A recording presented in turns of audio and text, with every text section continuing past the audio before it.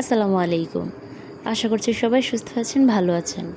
অনেকেরই ধারণা রেডিমিক্স হালিম দিয়ে রান্না করলে হালিমটা খেতে মজা হয় না, কিন্তু কিছু টিপস অ্যান্ড ট্রিক্স খাটিয়ে যদি বাসায় রান্না করেন কেউ বুঝতেই পারবে না এটা আপনি বাসায় রান্না করেছেন।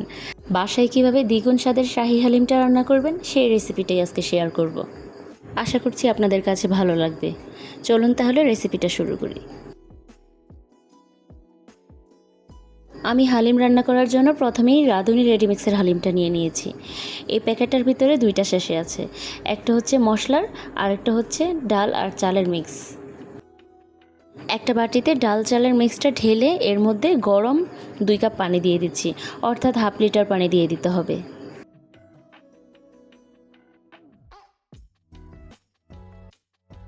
এরপর ভালো করে নেড়েচেড়ে মিশিয়ে রেখে দিব। এখন প্যাকেটের মশলাটা একটা বাটিতে ঢেলে নিচ্ছি। হালিম রান্না করার জন্য এখানে আমি 300 গ্রাম গরুর মাংস নিয়েছি, চর্বি সহ। এখানে চাইলে মুরগির মাংস কিংবা খাসির মাংস নিতে পারেন। এরপর একটা প্রেসার কুকারে আমি 100 গ্রাম তেল দিয়ে দিচ্ছি। এর মধ্যে দিয়ে দিচ্ছি 2 কাপ পরিমাণ পেঁয়াজ কুচি। আজকে আমি কম সময়ের মধ্যে প্রেসার কুকারে রান্না করে দেখাবো হালিমটা।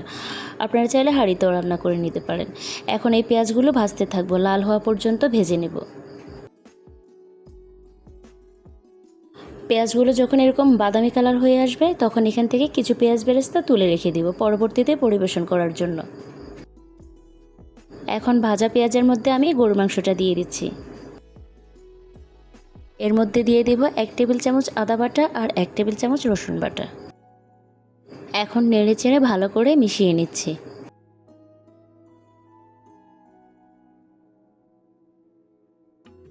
রেডিমিক্সের যে মশলাটা আছে এই মশলাটার আমি 1 চামচ পরিমাণ রেখে আর সবগুলো মশলা ঢেলে দিয়ে দিব।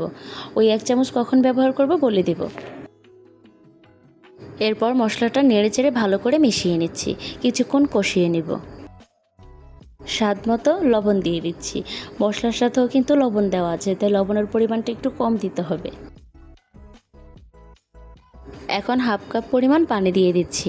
পানিটা দিয়ে ঢাকনা দিয়ে আমি 4টা সিটির মতো দিয়ে দিব। প্রেসার কুকারটা ঠান্ডা হওয়ার পর খুলে নিয়েছে। মাংসটা একবারে পারফেক্টভাবে সিদ্ধ হয়েছে। রেডিমিক্স যে চাল ডালটা ভিজিয়ে রেখেছিলাম সেটাই এখন এর মধ্যে দিয়ে দিব। দিয়ে ভালো করে নেড়েচেড়ে মিশিয়ে নিব। এখন এর মধ্যে 1 কাপ গরম পানি দিয়ে দিচ্ছি আর দিয়ে দিচ্ছি স্বাদ মতো লবণ। এই পর্যায়ে নেড়েচেড়ে লবণটা চেক করে তারপর লবণটা দিয়ে দিবেন। তারপরে আবারও প্রেসার কুকারের ঢাকনাটা লাগিয়ে আরও 4টা সিটি দিয়ে দিব। এরপর ঠান্ডা হওয়ার পর ঢাকনাটা খুলে দেখাচ্ছি কতটা পারফেক্টভাবে হালিমটা হয়েছে। প্রথমে আমি যে 1 চামচ মশলা রেখে দিয়েছিলাম সেটাই এখন দিয়ে দিব। এই মশলাটা এই পর্যায়ে দিলে হয় কি টেস্টটা অনেক বেশি ভালো আসে। ভালো করে নেড়েচেড়ে মিশিয়ে নিচ্ছি। এখন লাস্ট পর্যায়ে একটা পেঁয়াজের ফোড়ন দিয়ে দিব। আর পেঁয়াজ দিয়ে এই ফোড়নটা দিলে খেতে অসম্ভব মজা লাগে, এমনকি অনেক সুন্দর একটা ঘ্রাণ আসে। চুলার আঁচ লোয়ে রেখে এক চুলায় হালিমটা বসিয়ে আমি অন্য চুলায় এখন পেঁয়াজের ফোড়নটা করে নেব। তেলের মধ্যে পেঁয়াজ কুচি দিয়ে দিয়েছি, এখন লাল হওয়া পর্যন্ত ভেজে নিচ্ছি। এরপর এই ফোড়নটা আমি হালিমের মধ্যে ঢেলে দিচ্ছি। ভালো করে নেড়েচেড়ে মিশিয়ে নেওয়া হয়ে গেলে আমাদের হালিমটা রেডি। এরপর শুধু পরিবেশন করার পালা। প্রথমেই আমি একটা বাটিতে হালিমটা নিয়ে নিচ্ছি। ডেকোরেশনের জন্য প্রথমেই দিয়ে দিচ্ছি পেঁয়াজ বেরেস্তা। উপর দিয়ে পেঁয়াজ বেরেস্তা দিয়ে দেওয়া হয়ে গেলে এখন দিয়ে দিব কাঁচামরিচ কুচি। এরপর দিয়ে দিব ধনিয়া পাতা কুচি।